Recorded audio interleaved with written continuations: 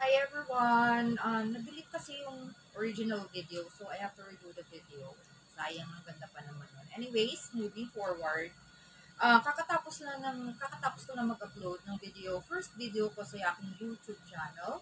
But, nagre-record din naman ako ngayon at mag-upload directly ng second video kasi nga, uh, this channel is about the life of a bipolar adult. And ngayon, since naggawa ko ng channel, ang daming ideas and thoughts, inputs na pumapasok sa isip ko. As in, mga flashes, super dami. Ang daming ideas. So, it is my sleeping time already, hapon, kasi I am a night shift worker, a freelancer. So, sleeping time ko na ngayon. However, hindi ako papatulogin ni anxiety pag hindi ko ginawa ito. Okay? This is just a piece or scrap of papers. Yan, hindi talaga ako bumibili ng mga sticky notes or something like that. Marami kasi ako scrap of papers na galing sa sleepers. Yan. This would do na. Sayang, di ba?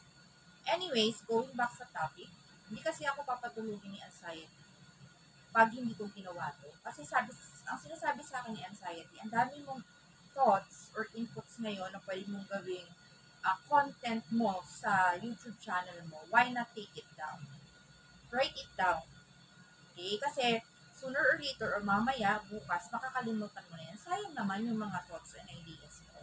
Diba? Kung mawawala lang din. Which is, may tama naman si anxiety.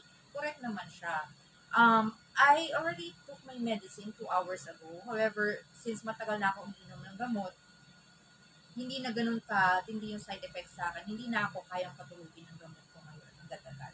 Kaya kailangan ko pakalmahin si anxiety ko or ang brain ko para makatulog ako or dapuan ako ng antok. So, kung bibigyan ko si anxiety, I'm taking down notes of the ideas ng mga topics na pwede natin pag-usapan on my succeeding videos para rin naman to may direction yung mga topics natin from A to Z. Hindi lang yung sa kung ano-anong kwento, topic A to topic B to topic Z, topic F, topic, yung jumping from one topic to another na hindi naman related.